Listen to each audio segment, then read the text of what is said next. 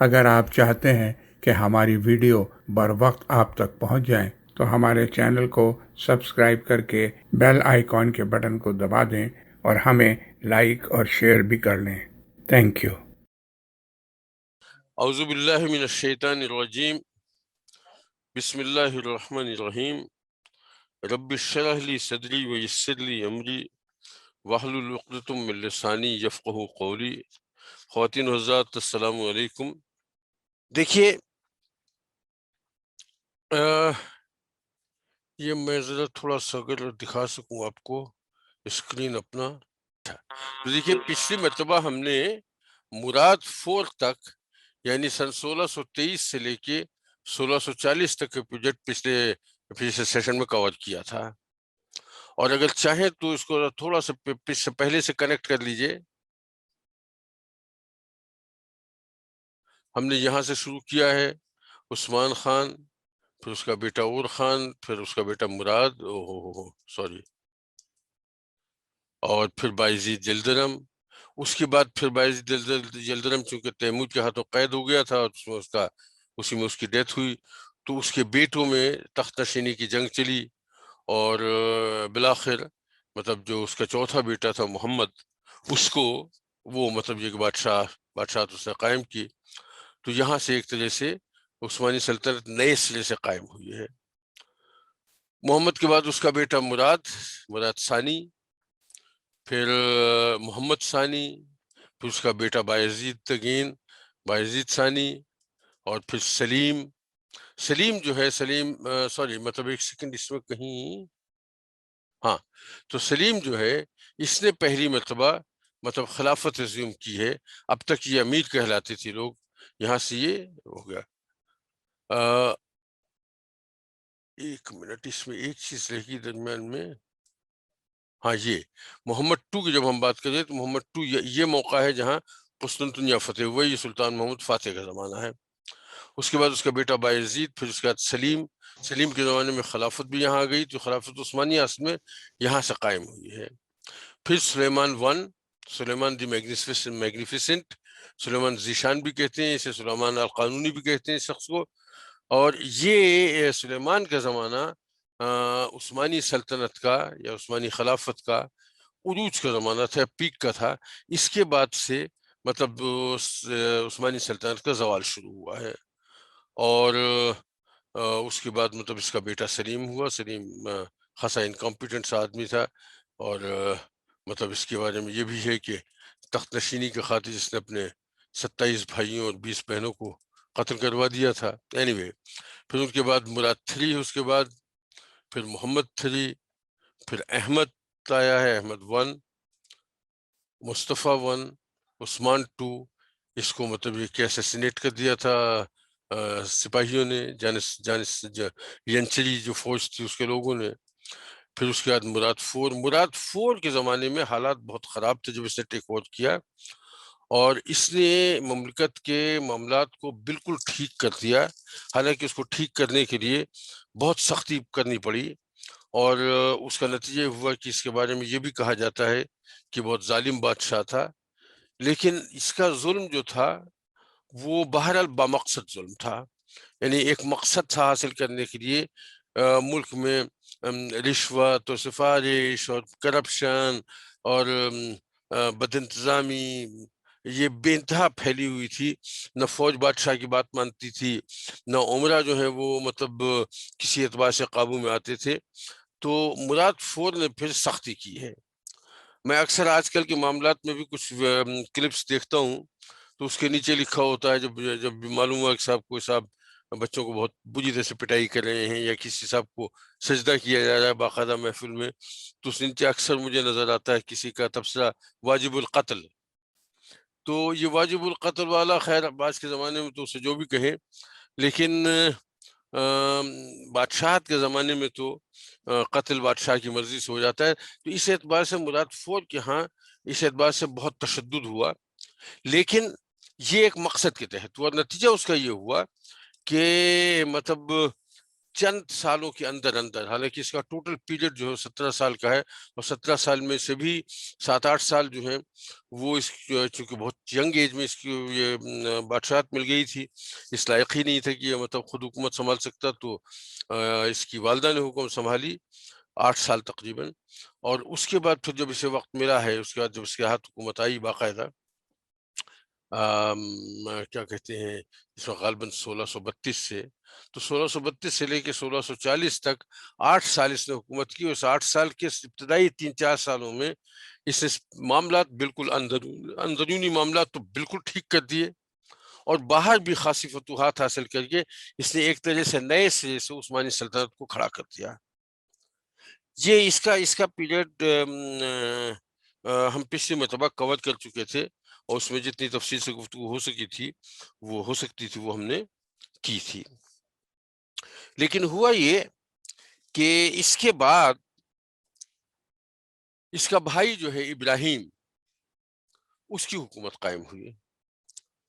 اب ابراہیم جو ہے اس کا معاملہ بالکل مختلف تھا. وہ ذہنی مریض قسم کا آدمی تھا، نہایت عیش مزاج، تشدد اس کے مزاج میں بہت زیادہ تھا. لیکن یہ تشدد صرف یہ تھا، یعنی خوریزی اس کے ہاں جو تھی، قتل و غارت، وہ صرف یہ تھی کہ بادشاہ کی پسند یا ناپسند کی بنیاد پر قتل ہو جاتا تھا آدمی. کوئی مقصد نہیں تھا، صرف بادشاہ ناخوش ہوا اور قتل کر دیا. وہاں اس سے پہلے اس کے زمانے میں جو اس کا مراد فور تھا، اس کے زمانے میں قتل کا باقاعدہ جواز ہوتا تھا. کسی اعتبار سے وہ مملکت کے لیے، حکومت کے لیے تکلیف دہ یا نقصان دہ ثابت ہوتا ہو تو اسے قتل کیا جاتا تھا. صرف بادشاہ کی پسند یا ناپسند اس میں نہیں ہوتی تھی. اس کے ہاں صرف یہ تھا کہ اس کا تعلق کوئی مطلب سے نہیں تھا کہ ملک کے لیے اس کا ہونا، اس شخص کا ہونا یا نہ ہونا کتنا اچھا یا برا ہے، بلکہ بس کسی وجہ سے بادشاہ سلامت کو پسند نہیں آیا تو انہوں نے اسے مطلب قتل کر دیا. اور اس میں یہ بھی ہوا کہ جب حالات بگڑنے لگے تو کچھ لوگوں نے، جو بڑے مخلص لوگ تھے، انہوں نے مشورے دینا شروع کیے ان کو کہ بھئی ایسا ہے کہ ایسا کریں یا ایسا نہ کریں. تو صرف اس بات پہ بھی لوگ قتل کر دیے گئے. اچھا، نتیجہ اس کا کیا ہوا کہ خود تو چونکہ مطلب مزاجن یعنی طبیعت عیش مزاج آدمی تھا، لہذا اس کی اپنی توجہ تو حکومت کی طرف سے ہٹی، اور جو حرم تھا، یعنی بیگمات تھیں یا شاہی محلات کی خواتین جو تھیں، ان کا عمل دخل پھر مطلب حکومت کے انتظام میں آ گیا، جسے بڑی مشکل سے اس کے پریڈیسیسر جو ہیں مراد فور نے ختم کیا تھا. اچھا، اب اس کا اپنے چونکہ اخراجات بہت، عیاشی کی وجہ سے اخراجات بہت طویل تھے، لہذا خزانہ خالی ہو گیا. اب خزانہ خالی ہو گیا تو وہ پیسے کیسے پورا کیا جائے؟ عام طور پہ تو یہ ہوتا تھا کہ کچھ فتوحات ہو جاتی تھیں، کچھ حکومتیں آس پاس باج گزار ہوتی تھیں، وہاں سے ٹیکس آ جاتے تھے، کچھ فتوحات میں مال غنیمت آ جاتا تھا، کچھ ٹیکسز لگ جاتے تھے، اور اس طرح سے مطلب حکومت کی ضرورتیں پوری ہو جاتی تھیں. لیکن یہاں صورت یہ تھی کہ ایک خرچ تو پورا جیسا ہے، اس سے کہیں زیادہ مطلب عیاشی کے ساتھ چل رہا ہے، آمدنی کی صورت نہیں ہے. تو اب آمدنی کی صورت میں اب دو صورتیں اس نے نکالی جو بڑی بڑی دلچسپ تھیں. ایک تو یہ کہ بڑے بڑے عہدے جو تھے حکومت کے، فوجی عہدوں سمیت، ان کی باقاعدہ فروخت شروع کر دی کہ اتنے پیسے دو گے تمہیں عہدہ مل جائے گا. اچھا، ظاہر ہے مطلب یہ کہ اگر پیسے دے کے آپ عہدہ لیں گے تو وہی ہوگا جو آج کل ہمارے یہاں ہوتا ہے کہ بھئی آپ اتنے پیسے الیکشن میں خرچ کرتے ہیں الیکشن جیتنے کے لیے، تو پھر الیکشن جیتنے کے بعد ان پیسوں کی کہیں سے ریکوری چاہیے. تو ظاہر جو شخص پیسے دے کے، رشوت دے کے کسی عہدے کو خریدے گا تو سب سے پہلا کام یہ ہوگا کہ جو پیسے اس نے دیے ہیں انہیں کسی طرح سے ریکور کیا جائے. تو ایک تو یہ ہوا کہ اس کی وجہ سے بدنامی بڑھنا شروع ہو گئی. لیکن بہرحال کچھ پیسے بادشاہ کے ہاتھ آ گئے اپنے عیاشی کے لیے. پھر اس سے بات پوری نہیں ہوئی تو اس نے عوام پہ ٹیکس لگائے، اور ٹیکس بے تحاشا لگائے، اور بعض ٹیکس تو ایسے لگائے جن کا کوئی جواز نہیں تھا، صرف بادشاہ کی ضرورت یا خواہش پورا کرنے کے لیے. جیسے مثال کے طور پہ دو ٹیکسز کا تذکرہ میں کروں گا کہ اس کو خوشبوؤں میں امبر بہت پسند تھی، تو باقاعدہ ایک امبر ٹیکس لگا دیا گیا عوام پہ کہ امبر کو خریدنے کے لیے عوام سے پیسے لیے جائیں. اسی طرح سے اسے سمور جو ہے وہ مطلب کھال جو ہے خاص وہ بہت اس کے استعمال میں تھی, وہ بہت اسے پسند تھی, تو ایک سمور ٹیکس لگا دیا گیا عوام پہ. ظاہر ہے یہ غیر سنجیدہ قسم کے معاملات تھے, تو ملک کے حالات بہت زیادہ خراب ہونا شروع ہو گئے. اور جب 8 سال گزر گئے اس حکومت کو, تو پھر اس کے بعد سلطنت کے جو اتنے سمجھدار اور اہم لوگ تھے ان سب نے مطلب یہ کہ مل کے طے کیا کہ ایسے حکومت نہیں چل سکتی, اور پھر فائنلی اسے معزول کر دیا گیا. جب اسے معزول کیا گیا تو اس کی جگہ جس کو مطلب بادشاہ بنایا گیا وہ اس کا بیٹا ہی تھا, جی محمد. اور اس وقت محمد کی عمر کل 7 یا 8 سال تھی. میں یہ 7 یا 8 سال اس لیے کہہ رہا ہوں, کچھ کتابوں میں 7 سال لکھی ہے, کچھ میں 8 سال لکھی ہے, تو بہرحال مطلب یہ کہ اس سے کوئی ایسا خاص فرق نہیں پڑتا. لیکن ظاہر ہے مطلب ایک 7 یا 8 سال کی حکومت جو ہے کہ عمر میں اگر بادشاہت مل جائے تو خود تو بادشاہت آدمی نہیں کر سکتا. اگر آپ کو کچھ تھوڑا سا اپنے علاقے کے بارے میں جس پر ہم بعد میں بات کریں گے, اکبر جو ہے ہندوستان میں, اکبر کو جس وقت بادشاہت ملی تھی اس وقت اس کی عمر 13 سال تھی. لیکن اس میں بھی یہ تھا کہ اس کا تعلیق بیرم خان جو تھا اس نے اصل میں حکومت سنبھالی تھی, اکبر کا صرف نام تھا کچھ عرصے تک, جب تک وہ خود اس لائق نہیں ہو گیا کہ وہ اپنے معاملات سنبھال سکے. تو اسی طرح سے محمد 4 جو ہے جب اس کی مطلب حکومت قائم ہوئی تو اس کی عمر 7 سال تھی یا 8 سال تھی. لیکن جب ابراہیم کو معزول کر کے محمد کو حکمران بنا دیا گیا اور جانشینی ہو گئی, تو پھر اس کے بعد وہ لوگ جنہوں نے اسے معزول کیا تھا انہی میں سے کچھ لوگ جو ہیں انہیں اپنے اس فیصلے پہ کچھ شاید پچھتاوا شروع ہوا. تو وہ سپاہی جو اسے گرفتار کرنے میں شریک تھے ان کو یہ شبہ ہوا کہ کہیں ایسا نہ ہو کہ اسے واپس لے آیا جائے, اور واپس لایا گیا تو ہماری خیر نہیں ہے. تو ودن 10 days, معزولی کے 10 دن کے اندر اندر اسے جیل کے اندر ہی قتل کر دیا گیا. تو اس طرح سے ابراہیم کو تو خاتمہ ہوا. اچھا, محمد 4 جو ہے, محمد 4 جو ہے یہ بڑا مطلب یہ تو طے ہے کہ یہ بات جیسے میں نے عرض کیا تھا کہ 7 سال 8 سال کی عمر سے اگر بادشاہت مل گئی تو انتظام تو کسی اور کے ہاتھ میں رہا ہوگا. وہ کسی اور کے معاملے میں انتظام بنیادی طور پہ حرم کے ہاتھ میں رہا, لیکن اس میں بھی خرابی ہو گئی کہ حرم میں بھی 2 گروہ تھے, 2 بیگمات تھیں جن کے اپنے اپنے گروہ تھے, ان میں آپس میں جب کلش چل رہی تھی. ایک تو اس کی دادی تھیں سلطانہ, یعنی کیا کہتے ہیں ابراہیم کی والدہ, اور ان کا ابراہیم کی والدہ کا عمل دخل جو ہے وہ کافی عرصے سے حکومت میں بہت تھا. اچھا, دوسری پھر اس کی اپنی بیوی جس سے شادی ہوئی اس کا بھی اچھا انفلوئنس تھا. تو یہ 2 پارٹیاں بن گئی محل کے اندر, اور دونوں کی خواہش یہ ہوتی تھی کہ اختیار میں ان کو ترجیح مل جائے. تو نتیجہ اس کا ہوا کہ ایک تو معاملات ویسے ہی خواتین کے ہاتھ میں چلے جائیں ود نو نیگیٹیوٹی, تو مطلب یہ کہ خاص طور سے اس زمانے میں جب کہ مطلب بادشاہت جو ہے وہ اس طرح سے اس کا نظام مختلف تھا, تو اور اس میں مطلب محلاتی سازشیں شروع ہو جائیں تو حالات ویسے ہی بگڑ جاتے ہیں. پھر اب اس میں بھی اگر کلیش ہو جائے تو معاملہ سمجھ میں آنے والی بات ہے. تو ابتداً تو معاملہ وہیں رہا حرم کے ہاتھ میں, لیکن بہت جلدی اس نے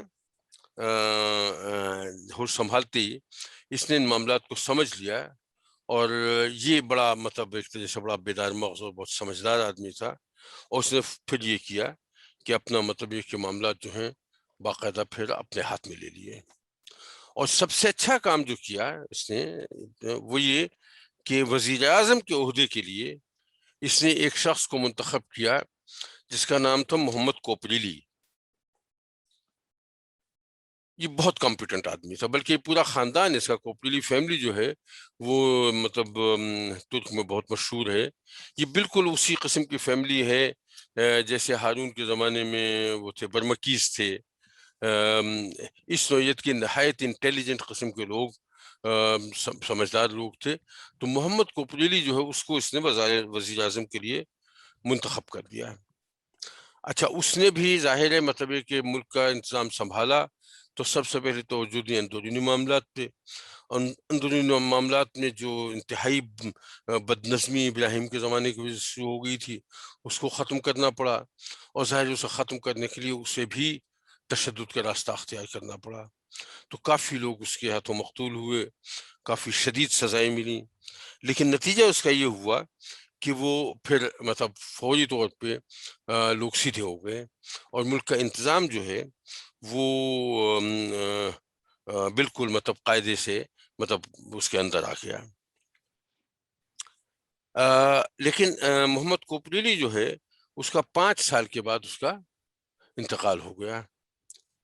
دوسری عقل مندی محمد فواد نے یہ کی کہ محمد کوپریلی کے بعد اس کا بیٹا جو تھا، اس کا نام احمد تھا، اس نے اس کے بیٹے کو وزیر اعظم بنایا۔ اچھا، احمد جو ہے وہ بھی بالکل اپنے باپ کی طرح سے سمجھدار آدمی تھا، اور بہت من جیسا اس کے نا کہ پوری فیملی جو ہے یہ بہت ہی مدبر اور منتظم قسم کی فیملی تھی۔ تو احمد نے فوجی طور پہ ٹیک اوور کیا، اور چونکہ باپ حالات کافی ٹھیک کر چکا تھا، تو مطلب یہ کہ اس کو اس معاملے میں بہت زیادہ محنت کی ضرورت نہیں پڑی، اور اس نے مطلب یہ کہ معاملات کو بالکل ٹھیک ٹھاک رکھا۔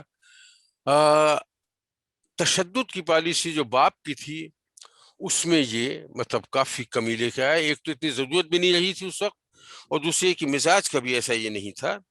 اس نے تشدد اگر کہیں کیا بھی ہے تو تھوڑا بہت بامقصد قسم کا تشدد ہوگا، وہ بالکل ایسے ہی کہ اگر کچھ لوگ جو ہیں وہ اپنے ذاتی اغراض کے لیے ملک کے مفاد کے خلاف کام کرنے لگتے ہیں، ظاہر ہے مطلب ایسے لوگوں کو تو سزائیں دینا ہی پڑتی ہیں۔ لیکن یہ بہت اچھا کیا کہتے ہیں بہت ہی اچھے اخلاق کا آدمی، بہت اچھا مسلمان، بہت اچھا منتظم شخص تھا، اور عالم و فاضل قسم کا آدمی تھے۔ اس کو لقب جو ہے وہ دیا گیا تھا عوام الناس کی طرف سے احمد فاضل کا، یہ احمد فاضل کہلاتا تھا۔ سن 1676 میں اس کا انتقال ہوا ہے، اور اس کے بعد ہی اس کے بعد تو نہیں، اس کے کوئی 10-12 سال بعد جناب اس کا محمد فور جو ہے اس کو بھی معزول کر دیا گیا، اور اس کی بجائے اس کے بیٹے، اس کے بھائی سلیمان کو اس کی جگہ مطلب مقرر کیا گیا ہے۔ معزولی کی وجہ ایک تو مطلب خود سری تھی فوج کی، اور دوسری یہ بھی ہوا کہ وہ جو احمد کوپریلی خاندان کی جو وزارت تھی وہ ختم ہو گئی تھی، ظاہر وہ انتظام میں وہ صورتحال نہیں رہی تھی، اور اس کا نتیجہ یہ ہوا تھا کہ ملک کے حالات جو ہیں وہ اتنے اچھے نہیں رہے۔ محمد فواد کے زمانے میں جنگیں بھی ہوئیں، کچھ کہیں چھوٹی موٹی فتوحات بھی ہوئیں، کہیں چھوٹی موٹی شکستیں بھی ہوئیں، لیکن یہ کہ وہ جو ایک روبداب تھا بیرونی دنیا میں وہ تو بالکل مطلب غائب ہو گیا۔ اب غائب کیا ہو گیا، وہ غائب ہو ہی چکا تھا، تو ویسے ہی رہا، اس میں کوئی تبدیلی نہیں آئی۔ تو اس طرح سے تقریباً مطلب یہ کہ سمجھنے، حالانکہ اس کا پیریڈ بہت لمبا ہے، اگر آپ غور کیجئے تو 1648 سے لے کے 1687 تک، یعنی تقریباً 39 ایئرس جو ہیں، ہاں 39 ایئرس کی اس کی حکومت تھی، جس میں سے آپ مطلب شروع کے 7-8 سال نکال دیجئے جو مطلب جو اس کے بچپن کا زمانہ تھا جس میں اس کا کنٹرول نہیں تھا، تو باقی تقریباً 30 سال تک اس کی باقاعدہ ایسی حکومت رہی ہے جس میں اس کا اپنا اختیار تھا، اور اس نے بہت عمدہ طریقے سے حکومت چلائی۔ میں اس پوری مطلب عثمانی سلطنت کا زمانہ دیکھ رہا تھا، اس میں عام طور پہ ہم اس سے پہلے دیکھتے رہے ہیں کہ جب عروج کا زمانہ ختم ہو جاتا ہے تو اس کے بعد زوال آتا ہے، اور زوال کا سلسلہ شروع ہوتا ہے تو پھر نیچے چلتا رہتا ہے، کہیں اکا دکا کوئی آدمی اسے سنبھالنے کی کوشش کرتا ہے لیکن ظاہر سنبھال نہیں پاتا، تو ظاہر وہ ایک سٹیج پہ ہوتے ہوتے جو زوال پذیر سلطنت ہے، امپائر ہے، وہ زوال کا شکار ہو جاتی ہے۔ یہی ہمیں نظر آیا ہے عباسی خاندان میں بھی، اور یہی دنیا کی تمام جگہوں پہ بھی یہی صورت نظر آتی ہے۔ اچھا، میں عثمانی سلطنت دیکھ رہا تھا، ان کے یہاں زوال تو ضرور شروع ہوا ہے، لیکن بیچ بیچ میں مستقل ایسے لوگ آتے رہے ہیں جو بڑے کمپیٹنٹ اور بڑے سمجھدار تھے، جنہوں نے باقاعدہ مطلب سنجیدگی کے ساتھ کوشش کی اس زوال کو روکنے کی، اور لیکن اسے روک نہیں پائے. اور روک نہیں پائے اس میں ہوتا صرف یہ ہے کہ کچھ چیزیں ایسی ہوتی ہیں، کچھ آؤٹر فیکٹرز ہوتے ہیں جو آپ کے خلاف جا چکے ہوتے ہیں، اور اس کی وجہ سے مطلب اچھی خاصی کوشش کے باوجود چیز بنتی نہیں اس طرح سے. مطلب یہ بات آپ سبھی سمجھتے ہیں، میرے کہنے کی بات نہیں ہے، لیکن یہ کہ اگر آپ کی ہیبت بیٹھی ہوئی ہو آس پاس کی حکومتوں میں، آس پاس کے علاقوں پہ، تو کسی کی ہمت نہیں پڑتی کہ آپ سے آپ کے مقابلے میں آ کے کھڑا ہو سکے. اگر اکا دکا کوئی آیا سامنے اور اس کو فوراً مطلب مار پیٹ کے آپ نے بھگا دیا یا اس کو سزا دے دی، تو باقیوں کی تو بالکل ہی ہمت نہیں پڑتی. اچھا، لیکن اگر ایسا ہو جائے کہ بیچ میں کافی مطلب اس قسم کی چیزیں ہو چکی ہوں، اور تو پھر اس لوگوں کی ہمتیں پڑنے لگتی ہیں. آپ اسے کنٹرول کرنے جاتے ہیں، ایک کو کنٹرول کرتے ہیں، دوسری جگہ سے بغاوت سر اٹھا لیتی ہے، دوسرا کنٹرول کرتے ہیں، تیسری جگہ سے جنگ سامنے آ جاتی ہے. اور اگر قوت اتنی مجتمع نہیں ہے جیسی ابتدان تھی، تو اسے ریکور کرنا بڑا مشکل ہو جاتا ہے. میں یہ دیکھ رہا ہوں پوری مطلب اس سلسلے میں کئی جگہوں پہ ایسا ہوا ہے کہ کئی حکمران ایسے آئے ہیں جو بہت کمپیٹنٹ تھے، اور تقریباً ویسے ہی کمپیٹنٹ تھے جیسے پرانے زمانے میں تھے عثمانی سلطنت کے. لیکن دو تین باتیں ہو گئی تھی جنہوں نے اس کو ہونے نہیں دیا. ایک تو یہ کہ فوج جو ہے ویسی نہیں رہی تھی. اس کو ٹھیک کرنے کے لیے، یعنی ایک جو صرف جذبہ کہہ لیجیے اسے، یا ایک وہ ہاں جو ایک فتوحات کا جذبہ ہوتا ہے، جہاد کا جذبہ ہے، وہ اس سے رہا نہیں تھا. آپ کتنی سختی کر لیں، آپ کچھ بھی کر لیں، لیکن وہ بات جو ہے وہ بات فوج کے اندر پیدا نہیں ہوتی. تو آپ کتنے ہی بہادر ہوں، فوج جو ہے وہ اگر وہ فوج بھی اتنی ہی بہادر نہ ہو تو بات بنتی نہیں ہے. اچھا، اور دوسری بات یہ کہ پھر ظاہر ہے مطلب یہ کہ اگر کسی وجہ سے آپ کی ہوا اکھڑ چکی ہو تو اسے دوبارہ قائم کرنا بڑا مشکل ہو جاتا ہے. میں یہ بات اس وجہ سے یہاں خاص طور سے کہہ رہا ہوں کہ محمد فور کا زمانہ وہ تھا جب اس نے اسے ریوائیو کرنے کی کوشش کی، اور بڑی حد تک اس نے مطلب یہ کہ سنبھالا. لیکن ظاہر ہے مطلب یہ کہ اس میں اسے وہ کامیابی نہیں ہوئی جو اس کے اجداد کو ہوئی تھی. اور اگر غور فرمائیے تو اس سے پہلے، ابراہیم سے پہلے جو مراد فور کا زمانہ تھا، تو مراد بھی اسی نوعیت کا آدمی تھا جس نے معاملات کو ٹھیک کرنے کی کوشش کی تھی. تو ہمیں مراد کے بعد ایک ابراہیم ایسا آدمی ملتا ہے جو ذہنی طور پر پست تھا، لیکن محمد فور جو ہے وہ پھر مطلب یہ کہ اس نے اسے ریکوری کی کوشش کی، لیکن بہرحال ظاہر ایک حد سے زیادہ کامیابی نہیں ہو پائی. اور نتیجہ اس کا یہی ہوا کہ جو فوج جس کو اس نے مضبوط کرنے کی کوشش کی، وہ فوج مضبوط ہونے کے ساتھ ساتھ چونکہ اس میں بغاوت کے جراثیم کافی تھے یہ نہیں فوج میں، تو اسی نے اسے معزول بھی کیا.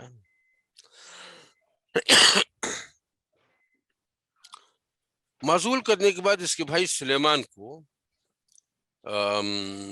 تخت پہ بٹھایا گیا. سلیمان کی جانشینی جب ہوئی ہے اس وقت اس کی عمر 45 سال تھی. یہ اگر آپ دیکھ رہے ہو سلیمان جہاں ہے، اس کی عمر اس وقت 45 سال تھی، اور یہ بچپن سے اس کو محل میں نظر بند رکھا گیا تھا. یہ خیال ہے کہ وہ جو قتل ہوئے تھے اس سے پہلے بھائیوں وغیرہ کے، وہ سلسلہ تو اب تقریباً بڑی حد تک ختم ہو چکا ہے، لیکن ان کو بہت زیادہ آزادی پھر بھی نہیں ملتی تھی. تو ان کو تھا تو بھائی، لیکن اس کو محل کے اندر ہی رکھا گیا تھا، اور نظر بند ہی اس انداز سے کہ وہ چونکہ باہر نہیں نکل سکتا، تو وہ نظر بندی کا اس کا زمانہ تھا.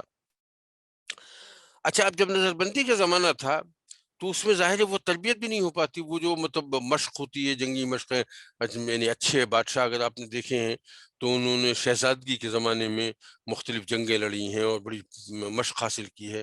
یہ ظاہری سے وہ بھی اس کو نہیں مل سکا.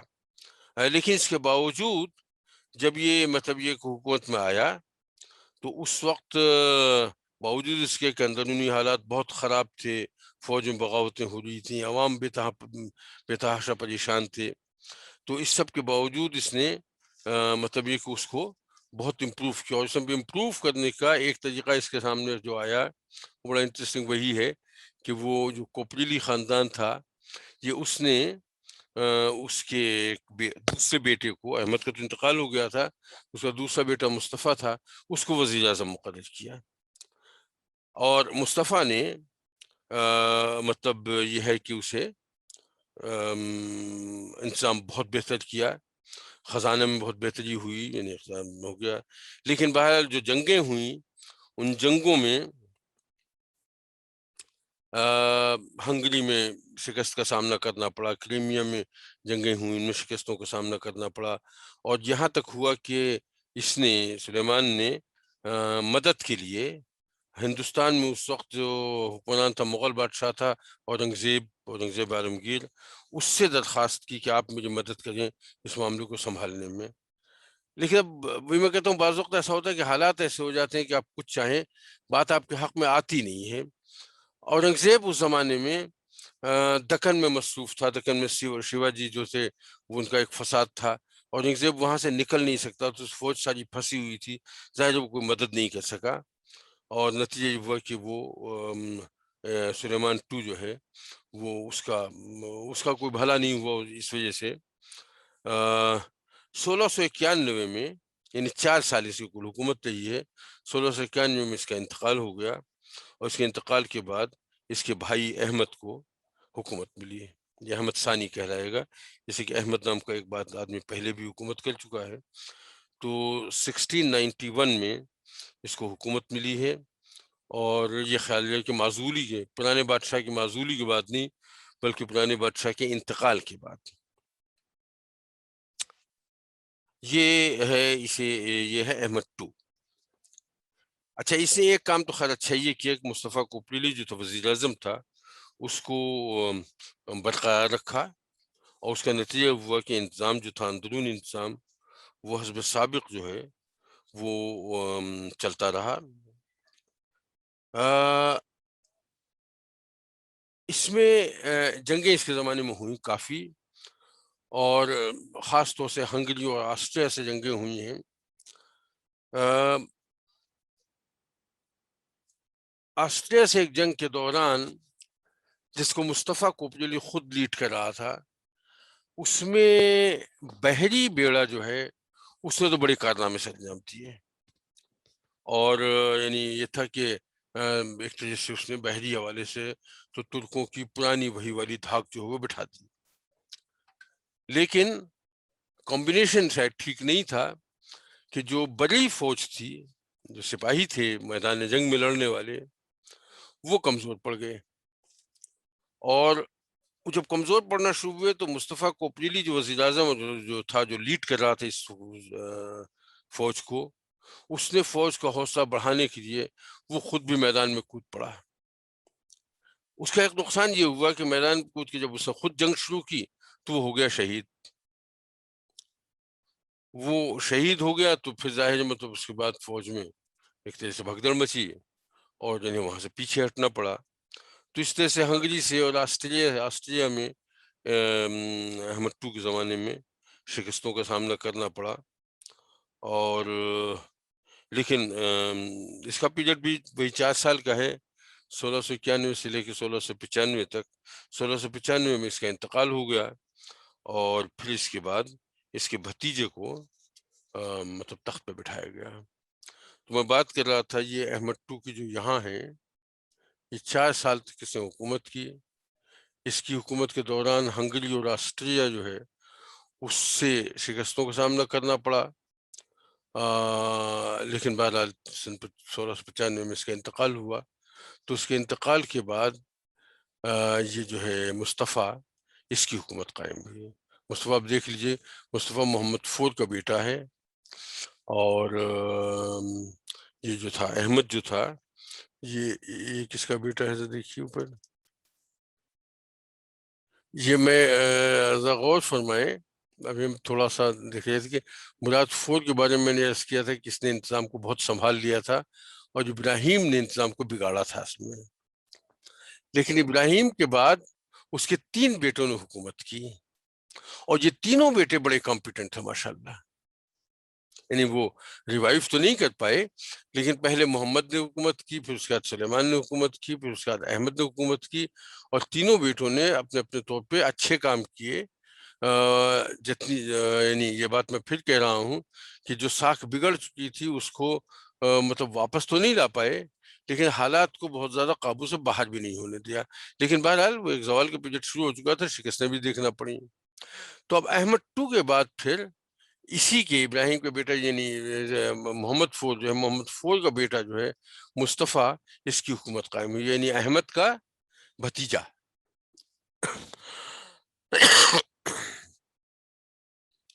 یہ سن 1695 کی بات ہے. اچھا،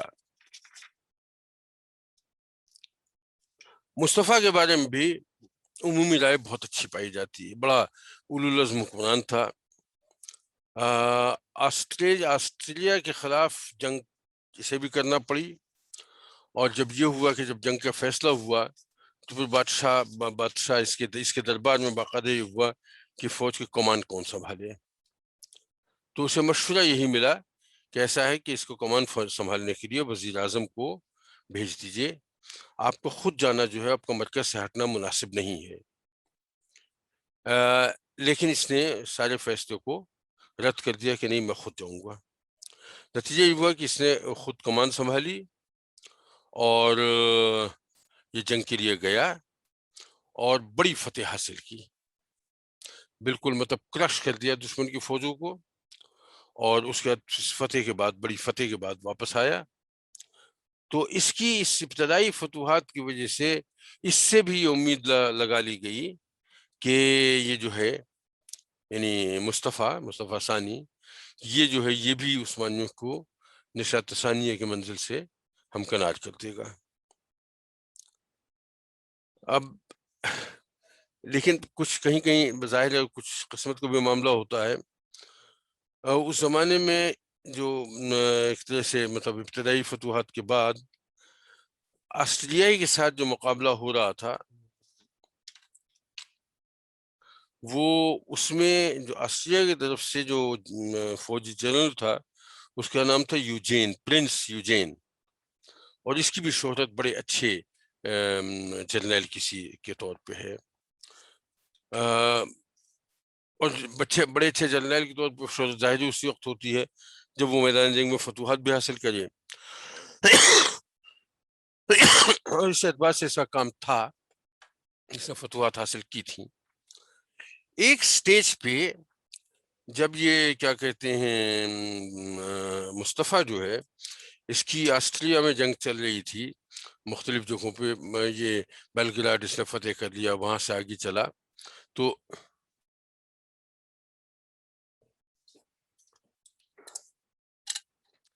ایک جگہ تھی، ایک مقام تھا، اس کا نام تھا زینٹا.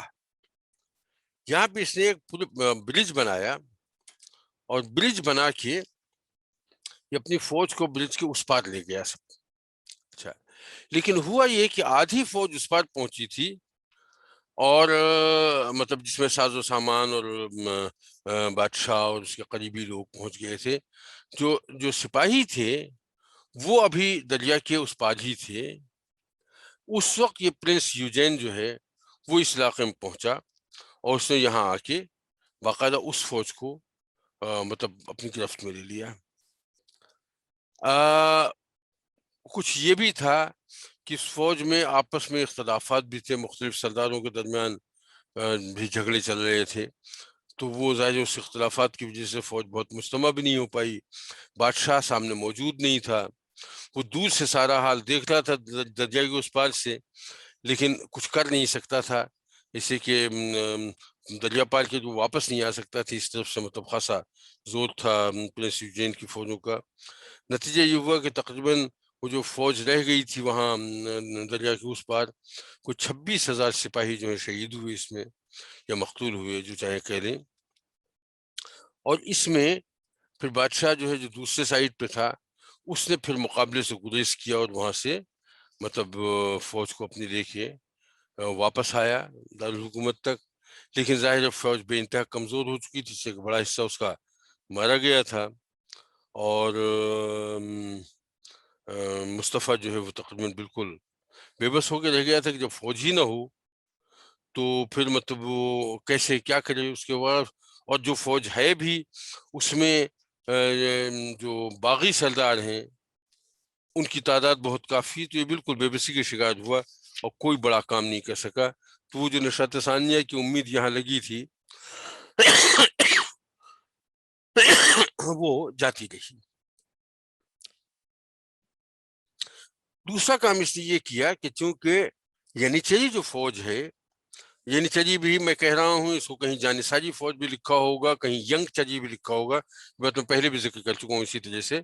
تو بہرحال یہ ینیچری فوج جو ہے یہ فوج تو بہت اچھی تھی, لیکن اس کے ساتھ مسئلہ یہ تھا کہ یہ مستقل مطلب یہ کہ یہ ضرورت سے زیادہ مطلب بادشاہ کو دباتی تھی, اور یعنی اس حد تک دباتی تھی کہ اگر بادشاہ بات نہ مانے تو اسے قتل تک کرنے کی دھمکی دے دی جاتی تھی.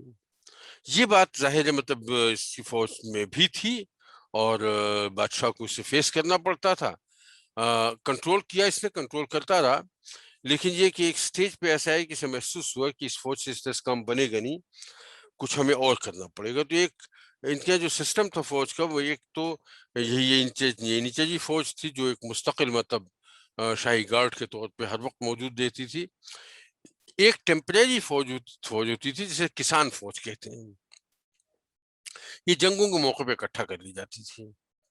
اچھا یہ بالکل ویسے سمجھ لیجیے کہ جیسے بادشاہ زمان میں ہوتا ہے کہ مختلف جاگیردار ہیں, نواب ہیں, مختلف عہدیدار ہیں, سب کو فوج رکھنے کی اجازت ہے.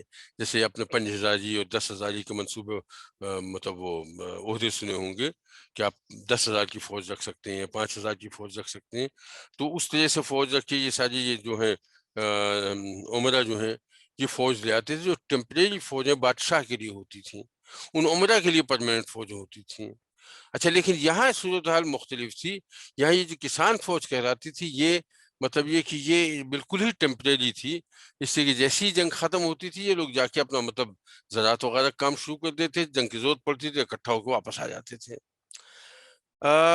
مصطفیٰ نے کوشش یہ کی کہ اس فوج کو کس طرح سے آرگنائز کر دیا جائے تاکہ اس میں اتنی مضبوطی آئے کہ پھر ینچری فوج جو ہے وہ اس کے زور کو تھوڑا سا کم کیا جا سکے. جب انہیں اندازہ ہو جائے کہ ہمارے مقابلے میں کچھ اور لوگ بھی ہیں تو وہ اتنی زبردستی جو ہے وہ نہیں منوا سکیں گے. لیکن ظاہر ہے یہ کام اتنا آسان نہیں تھا, اس لیے کہ جب تک وہ مضبوط نہیں ہوتی اس وقت تک دوسرا مضبوط حصہ تو موجود ہے. تو وہی ہوا کہ اس مضبوط حصے نے باقاعدہ مشورہ کر کے اور اس کو سلطنت سے معزول کر دیا. 1695 سے 1703 یعنی تقریباً 8 سال کی حکومت تھی. اس کے بعد اسے معزول کیا گیا اور اس کے بھائی احمد کو تخت پہ بٹھا دیا گیا. اچھا تو اب یہ دیکھیے کہ یہ مصطفیٰ جو ہے مصطفیٰ 2 یہ بھی بالکل مطلب یہ کہ لیزی قسم کا حکمران نہیں تھا. یہ مطلب جنگجو آدمی تھا, منتظم آدمی تھا, آدمیوں کا انتخاب کرنا جانتا تھا. لیکن اب حالات وہ نہیں رہے تھے جب سے 200-300 سال پہلے تھے, تو ظاہر مطلب یہ کہ وہ صورتحال حاصل نہیں کر سکا. اس کے بعد اس کا بھائی جو احمد آیا, کم و بیش یہی صورت احمد کی بھی تھی کہ وہ بھی بہت قابل اور سمجھدار آدمی تھا, اور کیا کہتے ہیں اس نے بھی یہ کیا کہ لیکن ہوا یہی کہ چونکہ یعنی فوج نے اس کے بھائی کو معزول کر کے اسے تخت نشین کرایا تھا, تو اس کا مطلب یہ ہوا کہ اس وقت جو اختیارات تھے وہ بادشاہ کے ہاتھ سے نکل کے فوج کے ہاتھ میں پہنچ گئے. اور ظاہر ہے جس فوج نے اس کو مطلب یہ کہ تخت نشین کیا ہے وہ فوج جو ہے وہ اتنی مضبوط ہوگی اس وقت کہ بادشاہت بھی اس کی وجہ سے ختم پڑ جاتی, جو نظر آیا کہ جیسے بھائی کی بادشاہت تو ختم پڑی ہی تھی.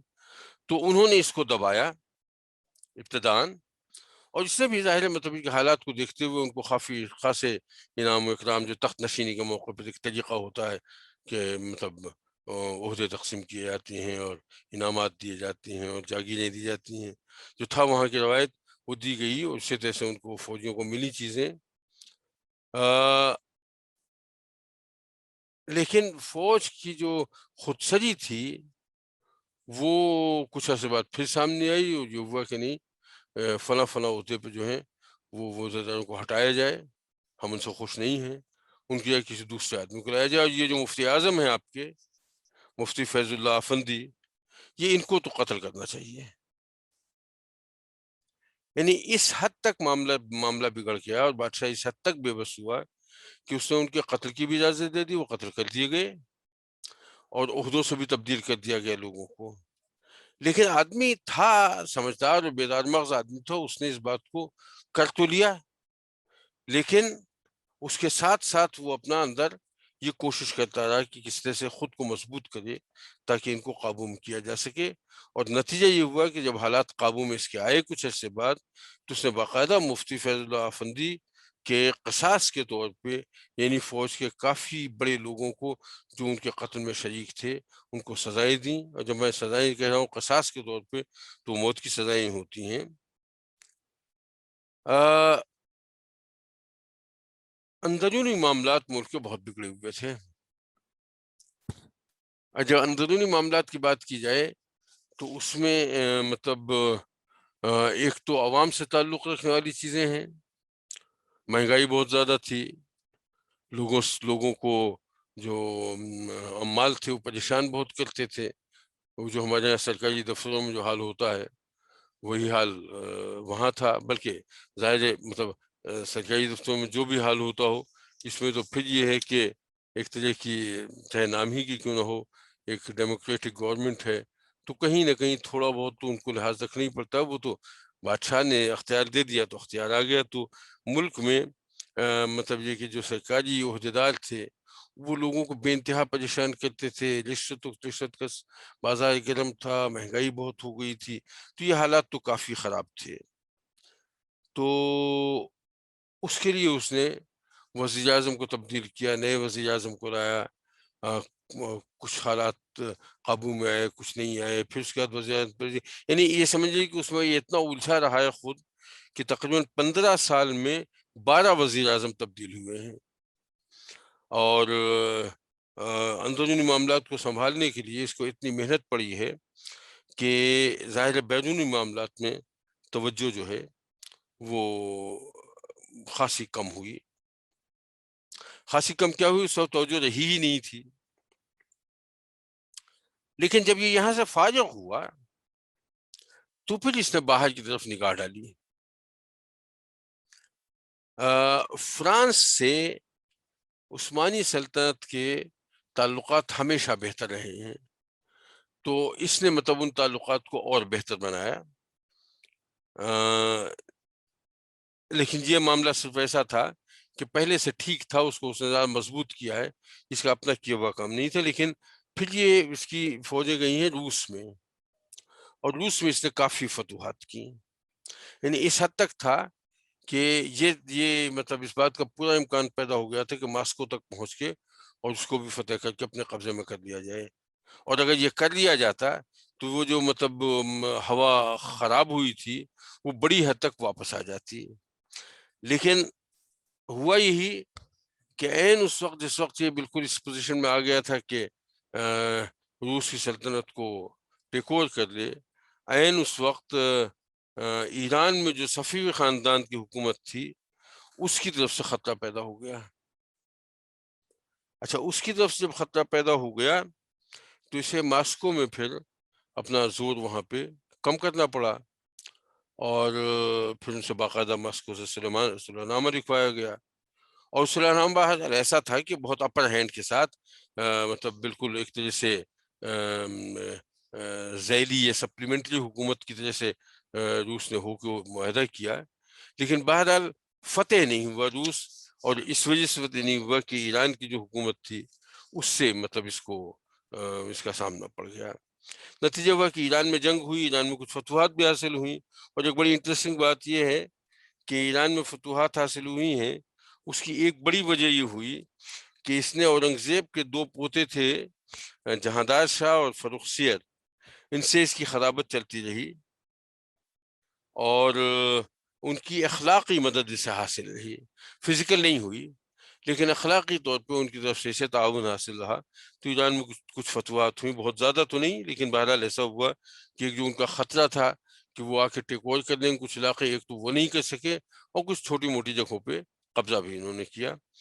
تو یہ یہاں تک بات پہنچی تھی کہ پھر فوج کے پاس معاملات آ گئے اور انہوں نے اسے معزول کر دیا باقاعدہ۔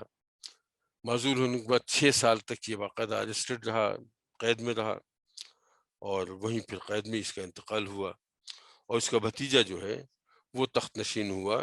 اس کے بھتیجے کا نام تھا محمود اول کہہ لیجیے۔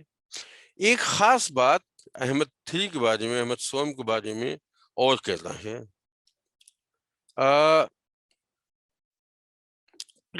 پریس جو ہے وہ ایجاد ہو چکا تھا، 1480 میں ایجاد ہو گیا تھا اصل میں پریس۔ تو 1480 سے لے کے 1729 تک وہ ترکی میں پریس موجود تھا، لیکن اس پر عربی اور ترکی کی کتابوں کی اشاعت ممنوع تھی۔ صرف یونانی اور آرمینی زبانیں جو تھیں ان کی کتابیں وہاں شائع کی جا سکتی تھیں۔ عربی کے سلسلے میں جو علماء تھے اس کو بہت شدید خلاف تھے، اور ظاہر جب عربی اور ترکی تو بہر ان کی زبان تھی ہی، تو جو دو زبانیں ان کی اپنی زبانیں تھیں صحیح معنوں میں، ایک دینی زبان اور ایک قومی زبان، ان دونوں میں پریس میں کتابیں چھاپنے کی ممانعت تھی۔ اب یہ فتویٰ جو ہے یہ علماء نے کس بنیاد پہ دیا؟ مجھے تو فتویٰ یہ ویسے ہی لگتا ہے جیسے ایک زمانے میں ہمارے لاؤڈ اسپیکر کے خلاف فتویٰ آ گیا تھا، لیکن جو بھی وجہ ہو علماء اس کے خلاف تھے پریس کے، اور یہ تھا کہ قرآن مجید وغیرہ یا عربی کتابیں جو ہیں وہ نہیں چھپنی چاہیے پریس پہ۔ تو اس کے زمانے میں یعنی اس کی حکومت 1730 تک رہی ہے۔ 1729 میں پھر یہ ہوا کہ یہاں سے عربی اور ترکی کتابوں کی اشاعت جو ہے وہ بھی اس کی اجازت دی، اور وہ بھی شروع ہوئی اس زمانے میں۔ کیا زمانہ دیکھ لیجئے، یہ 1729 کی بات میں کر رہا ہوں۔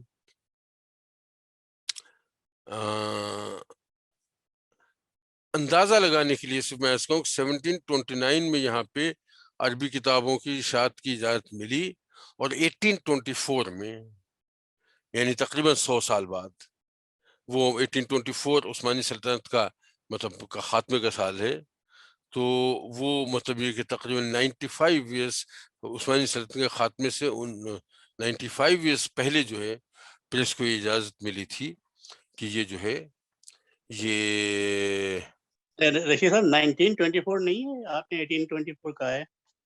اچھا ہاں سوری نہیں آپ ٹھیک کہہ رہے ہیں، 1924 ہے، تو یہ 95 ایئرز نہیں 195 ایئرس ہو گیا۔ اس کا مطلب تقریباً 2 سال تک یہاں پہ عربی کتابیں چھپتی ہیں۔ جزاک اللہ خیر وحید بھائی، وہ میں پتہ نہیں میرے ذہن سے کیسے ایسا رہ گیا۔ تو بہرحال تو 1480 سے لے کے 1729 تک یہ تقریباً آپ یہ سمجھیے کہ 250 سال تک پریس استعمال میں رہا، لیکن وہاں عربی اور ترکی کی کتابیں جو ہیں شائع نہیں ہو سکتی تھیں۔ اس کے بعد سے مطلب عربی کتابوں کی اشاعت کی اجازت ہوئی، جو 1924 تک قائم رہی، اور پھر اس کے بعد جب مصطفیٰ کمال اتاترک نے وہاں ٹیک اوور کیا، جس کا تذکرہ انشاءاللہ ہوگا تو نیکسٹ ویک آئے گا، تو پھر وہاں پہ عربی بالکل ممانعت ہو گئی، عربی کی تو قطعی طور پہ۔ اینی وے، تو یہ ایک بڑی اہم بات تھی پریس کے حوالے سے۔ اس کی معزولی ہوئی جب احمد III کی، احمد سوم کی، تو پھر اس کا بھتیجا جو ہے، یہاں اگر آپ دیکھیں احمد III یہ ہے، تو اس کا بھتیجا جو ہے محمود، اس کی حکومت قائم ہوئی۔ اچھا، محمود جو ہے حالانکہ کہنے کو تو اس کی حکومت تقریباً 24 سال رہی، لیکن کوئی بڑا خاص معاملہ نہیں رہا۔ ویسے عمومی طور پہ جنرلی یہ اچھی شہرت کا سلطان رہا ہے، لیکن کوئی ایسی خاص بات نہیں سوائے اس کے کہ جب اس کو جب معزولی ہوئی ہے اس کے چچا کی اور اس کو بادشاہ بنایا گیا، تو اس وقت جو وزیر اعظم تھے وہ تو اس کا نام تھا خلیل پاشا کہلاتے تھے. اس کے وزیر اعظم کو ہوتا اس زمانے میں صدر پاشا بھی کہلاتا تھا اور صدر اعظم بھی کہلاتا تھا، اور جو وزیر اعظم ہوتا تھا اس کے نام کے ساتھ پاشا لگ جاتا. تو یہ خلیل پاشا جو ہیں وزیر اعظم تھے. جس وقت انہیں حکومت ملی تو خلیل پاشا کے تعاون سے ان کے پاس حکومت آئی ہے، اور لیکن اس کا نتیجہ یہ ہوا کہ یہ صرف نام کا سلطان رہ گیا، حکومت خلیل اور اس کے ساتھیوں کے پاس ہی رہی. یہ صورتحال چند ہفتوں تک چلتی رہی، لیکن جب وہ خلیل اور اس کے ساتھیوں کی دست درازیاں جو ہیں وہ خاصی ناقابل برداشت ہو گئیں عوام کے لیے بھی اور محل میں بھی، تو پھر اس نے مطلب ایکشن لیا اور شدید ایکشن لیا. خلیل اور اس کے چند قریبی ساتھیوں کو تو دربار میں بلایا اور وہیں سے انہیں قتل کروا دیا، اور پھر وہ جو گروہ ان کے ساتھ تھا چن کے ان لوگوں کو پورے ملک میں قتل کیا گیا. کچھ 7,000 آدمیوں کا قتل ہوا ہے، لیکن اس کا نتیجہ یہ ہوا کہ وہ جو مطلب کٹپتلی ہونے والا معاملہ تھا وہ ختم ہو گیا. اچھا، یہاں تک تو بات بالکل ٹھیک ہے، لیکن پھر انتظام جو ہے وہ اس کے باوجود ایسا ہے کہ خلیل نہ رہا، دوسرے جو وزیر بعد میں آئے، انتظام پورا ملک کا ان کے ہاتھ میں رہا. یہ مطلب شکار کا بہت شوقین تھا بادشاہ سلامت جو ہے، اور انہوں نے شکار پہ زیادہ توجہ دی، اور جو معاملات تھے حکومت چلانے کے وہ اپنے نائبین پہ چھوڑ دیے. اور جب ایسا کر دیا جائے تو پھر اس میں کوئی بہت بڑی خاص بات نہیں ہوتی. صرف ایک بات اس کے ساتھ جو اہم ہے جس کا تذکرہ ہونا چاہیے وہ یہ تھا کہ اورنگزیب کو تو انتقال ہو چکا تھا. اس کے زمانے میں جو ہندوستان میں مغل بادشاہ تھا اس کا نام تھا محمد شاہ.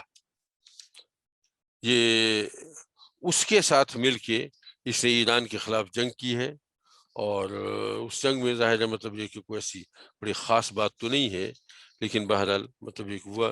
سن 1754 میں اس کا انتقال ہو گیا. کیا کہتے ہیں اس کا محمود ون کا.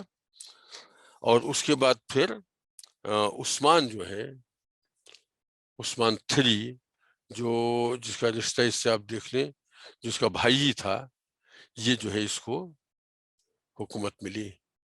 3 سال تک اس کے پاس حکومت رہی. میں یہاں چونکہ ختم کرنا چاہتا ہوں اور عثمان کے معاملے میں اتنا تذکرہ کر دوں کہ آدمی بے شک یہ اچھی شہرت کا تھا، اور جس نے حکومت تقریباً انہی اصولوں کے تحت چلائی جیسے اس کا بھائی کے زمانے میں تھی. تو مطلب یہ کہ اس میں نہ کوئی چیز خراب ہوئی نہ کوئی چیز بہتر ہوئی.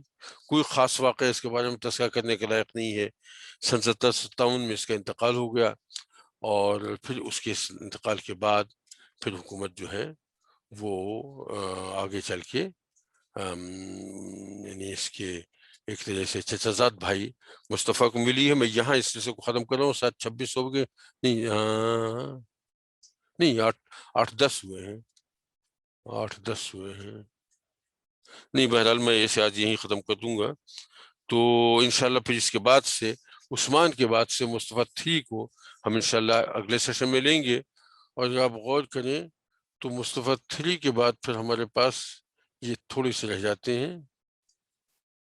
مصطفیٰ 3 کے بعد عبدالحمید اول، سلیم 3، مصطفیٰ 4، محمود 2، سلطان عبدالمجید، سلطان عبدالعزیز، مراد 5، اور پھر آخری زمانہ جو ہے سلطان عبدالحمید 2، محمد 5 اور 6، اور آخری خلیفہ عبدالمجید 2. تو یہ انشاءاللہ میں تو کوشش کروں گا کہ میں اگلے ہفتے اسے مطلب وائنڈ اپ کر لوں. صرف تھوڑا سا اتنا ہی کہ اس کو وائنڈ اپ کرنے کے بعد ایک چھوٹا سا ہمیں مطلب ایک جائزہ لینا پڑے گا پوری عثمانی سلطنت کا کہ اس کی بنیادی طور پہ زوال کے اسباب کیا ہوئے. ہو سکتا ہے اس کے لیے ہمیں کچھ تھوڑا سا سیشن ایکسٹینڈ کرنا پڑے. نہیں، سیشن ایکسٹینڈ کرنے کی گنجائش تو نہیں ہوگی اس لیے کہ مغرب کو وقت ہو جائے. دیکھیں گے پچھلے اگلے ہفتے اگر مطلب گنجائش ہوئی تو پھر ایک کلاس شاید اور کرنا پڑے، ورنہ کوشش کریں گے ہم نیکسٹ سیشن میں سے ختم کر دیں. جزاک اللہ خیر. اگر آپ چاہتے ہیں کہ ہماری ویڈیو بر وقت آپ تک پہنچ جائیں تو ہمارے چینل کو سبسکرائب کر کے بیل آئیکن کے بٹن کو دبا دیں اور ہمیں لائک اور شیئر بھی کر لیں۔ Thank you.